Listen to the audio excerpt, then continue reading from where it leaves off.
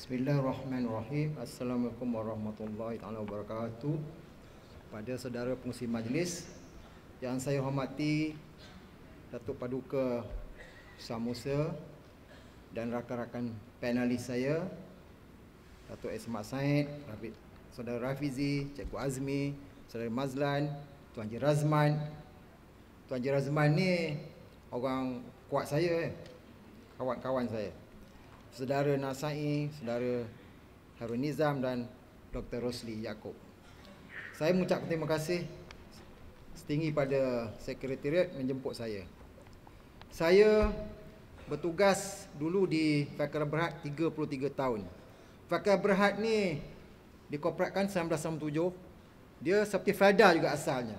Pada zaman Tun Razak adalah untuk menangani kemiskinan luar bandar dan menyusun balik masyarakat. Itu tujuan utama dia.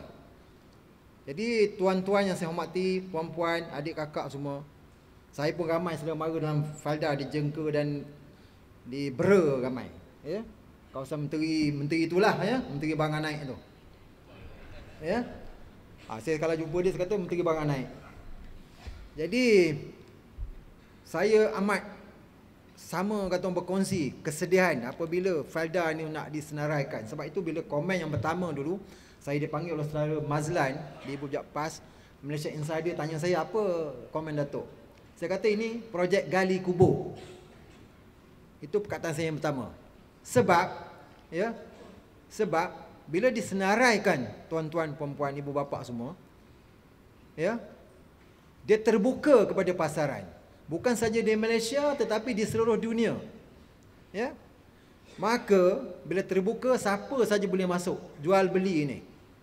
Di pasar ni siapa saja boleh masuk.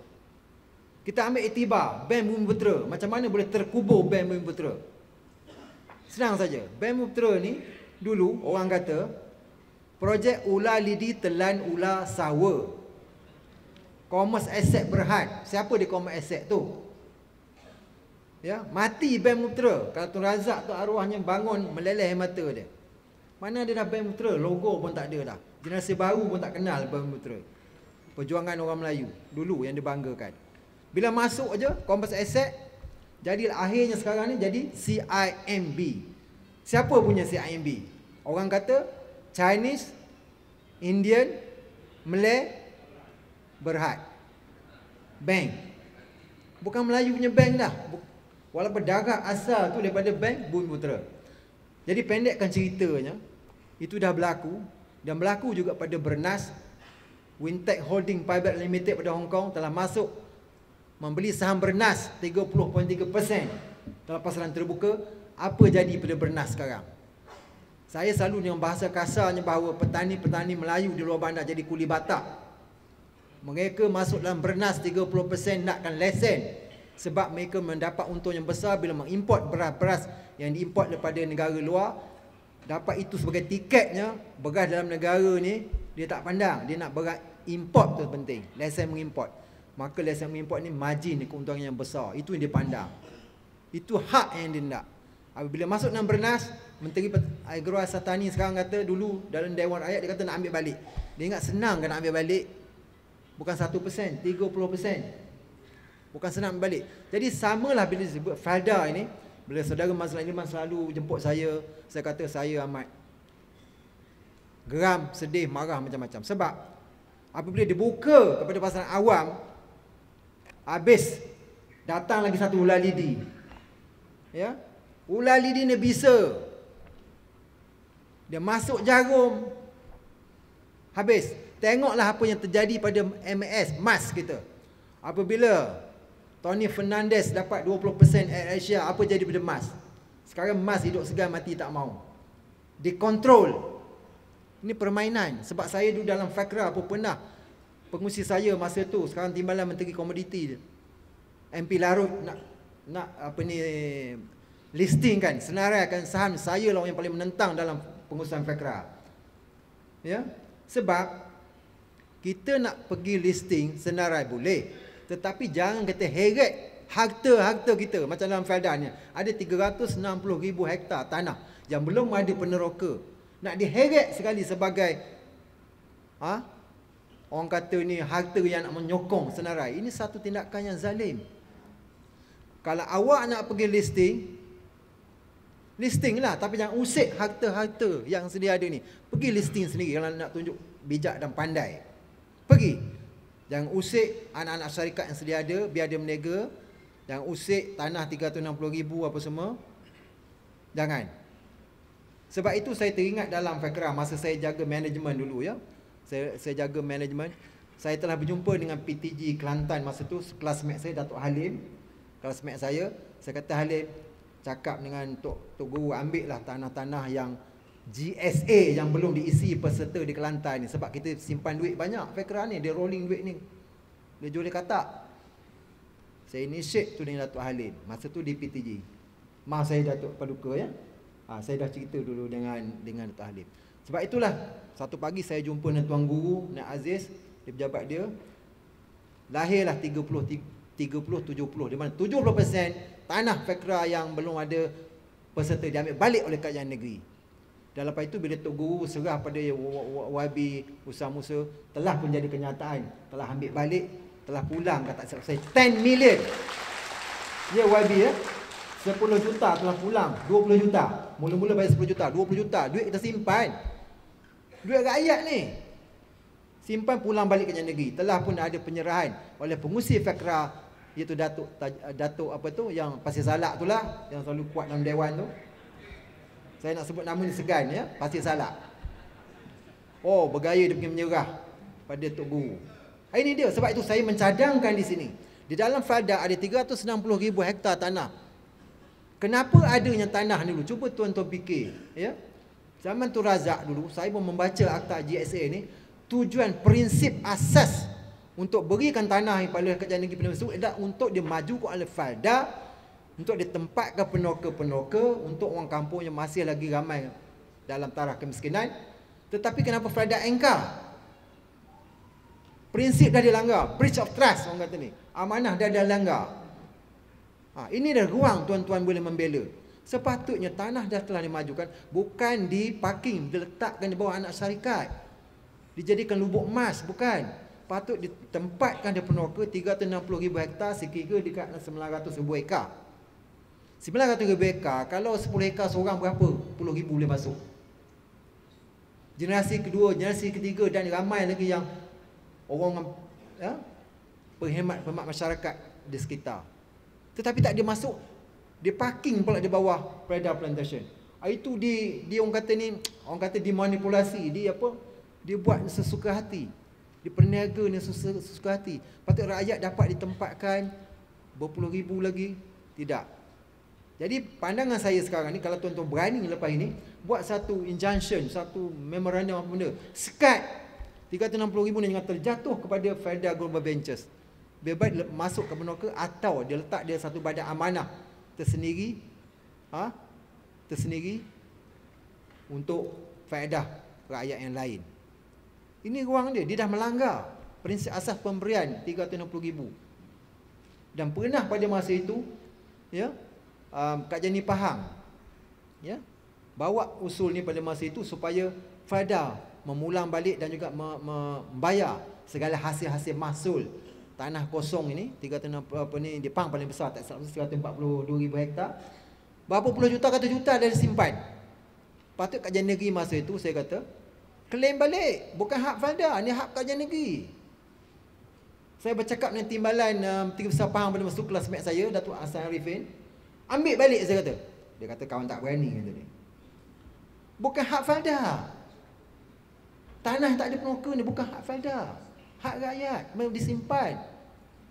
Bunga aja berapa? Kalau 3% bunga 100 juta, 200 juta, 300 juta, bilanglah 3%. Berapa duit inilah ni, jangan demo semua sekali ni. Joli katak, travel sana sini, kerakyat paling banyak, kerakyat paling banyak. Ya? Rakyat apa dapat? Dan keduanya saya showkan sampai menyekat 360,000 ni. Penoka-penoka, pengalaman saya juga, cuba semak penyata tahunan pembangunan ladang. Ada tak penyata? Kerana dari segi perjanjian sepatutnya tiap-tiap tahun mesti dibentangkan, dibahaskan di pihak jawatankuasa projek Dan mesti ada komen, ulasan mencantumkan satu projek. Kenapa kosnya terlalu tinggi? Contohnya baja. Saya nak buat baja seminar sebab saya dalam Fakarus berperang pasal baja. Baja dalam speknya cantik. Bila dia bekal tak cukup spek. Sebab itu dulu pernah berlaku, ya. Baik Risda, baik mana Badan Makanan ni, syarikat Jabatan Kerajaan, orang kata, orang Perak kata baja pasir, ya, baja pasir. Spek cantik, German spek. Tapi bila supply barang daripada negeri China. Kata orang ni kalau kita beli kelapa, kelapa dah diperah, ampas kelapa kita beli. Tapi harga bayar harga kelapa pure kata orang. Dapat kelapa apa dah ampas. Jas ikut hidung kan tak cukup. Jadi macam mana ladang kita nak subur, buah nak cantik. Ya, sepatut Falda ni dah bangga dengan mempunyai berjuta ekar raja ladang seluruh dunia lah. Falda lah ladang sawit ni. Sepatut dia menjadi pemimpin bukan sahaja Malaysia, dunia dalam bentuk penghasilan, hasil yang tertinggi, perahan minyak yang tertinggi. Orang kata kalau satu hektar setahun berapa tan minyak kena keluar. Takkan Falda terhegeh-hegeh di bawah 3 tan. Sedangkan national average purata kebangsaan 5 tan minyak 1 tan. 1 hektar setahun patut ada 5 tan national average. Takkan Falda di bawah. Pasal dia leader. Kita tak nak leader, pemimpin dari segi hektar besar. Malaysia memang terkenal terbesar, terpanjang. Tapi kualiti, mutu tak ada, buat apa? Ya. Seperti Falda, dia menghususkan kepada core business, perniagaan trust dia. Hasil tinggi. Sebab itu bila sudah Mazlan selalu cerita saya dari segi KPG ataupun orang putihnya OER, oil extraction rate ni terendah, saya kata tak mungkin. Sebab Falda ni mempunyai kumpulan pengurusan yang baik, yang ramai. Dan dia salah satu license producer benih, pengeluar benih, biji benih sawit yang terbesar. Yang nak tanam biji sawit tuan-tuan lagi tahu, Falda salah satunya, selain daripada Saimdabi, IOI semua kan. Dan sekarang satu biji benih sawit berapa ringgit sekarang saya tanya tuan-tuan? Berapa ringgit? Sulat, orang faham kata. Saya orang Temelung. Sulat berapa? Berapa ringgit? Tak untung ke? Dan sepatut kalau dia mengeluarkan biji benih, mestilah produktiviti dia bagus. Tak kalau hasil KPG dia rendah, hasil setahunnya rendah, malu. Sama taraf dengan smallholders. Smallholders, dia punya KPG 16% je. Ke 18% paling tinggi. Takkan Falda 18%. Benih yang terbaik. Jadi kena balik pada core business. Sebab itu saya mengesyorkan di sini, tuan-tuan tengok balik dari segi operasi Falda ni, ya. Dia kena balik pada core business. Dan tuan-tuan elok tubuhkan satu badan pemantau, kalangan penoka, anak penoka yang ada pakar-pakar ini kumpulkan yang boleh memantau operasi Falda ni. Dari segi perahan minyaknya banyak salah urus. Dari segi pengeluaran hasilnya, pemasarannya. Pemasaran ni orang tengah yang kaya-kaya tuan-tuan. Tengok di Tongkiat tu, saya tengok. Saya orang Temelung, saya tahulah siapa yang kaya-kaya. Kenapa biarkan bocor? Kalau saya tanya Falda sekarang ni, berapa syarikat-syarikat besar keluarga Falda yang membeli buah, yang menjadi kontraktor beli buah ni ada? Yang ternama. Dah berapa tahun? Tak ada. Yang ada semua nama-nama yang kita faham lah.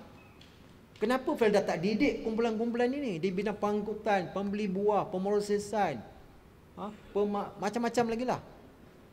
Sebab di core business dia, perniagaan teras dia ialah perladangan. Di peladangan ini, di bawah dia macam-macam nilai tambah dia. Dan sepatutnya Falda sekarang ni, sebelum ini, kita sebut yang tayar misalnya, adalah Falda tayar, dia banyak getah, ya. Falda cooking oil adalah sekarang ni. Dulu cap Amsel, sekarang ni cap apa? Saji. Saya tak heran. Sebab apa? Syarikat Cina yang tak ada sawit pun pengeluar minyak masak terbesar. Yili ada berapa batang kelapa sawit dia? Cuba tuan-tuan tengok. Dalam listed company di Bursa Saham. Kim Lung di Johor tu, berapa ekar ladang dia? Tengok macam mana ladang ni. 40 tan saya pergi Kim Lung, 40 tan 1 hektar setahun. KPG dia berapa? 27. Ini patut faedah tumpu pada core business. Ini asyik nak menipu je. Potong-potong itu, potong ini, potong itu. Macam dalam Fakra lah menipu. Saya dah bercakap dengan Saudara Razman. Entah Fakra pula lepas ni. Menipu saja. Barat basah, tolak pasir, tolak itu, tolak ini. Apa? Tolak tandang panjang, tolak busuk. Apa yang tinggal? Macam-macam tolak lah. Jadi tu, kalau ada badan pemantaunya, ada pakar-pakar ini ditubuhkan di kalangan anak-anak keselamatan, kita boleh tengok pergerakan dia. Ya. Ini patut Falda tengok. Dia tak buat. Kalau setakat minyak masak saji tak usah nak bangga lah. Yili tu yang dia tapah, tak apa dia ada. Tapi antara pengeksport, penyedia, pengeluar minyak masak yang terbesar. Ya. Dan begitu juga patutnya Falda, orang Falda tengok. Ya.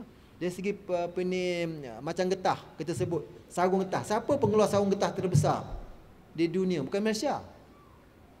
Syarikat Supermax, Top Glove, Falda punya ke? Avanta di Kelantan, siapa punya? Patut Falda dah jauh pergi dah.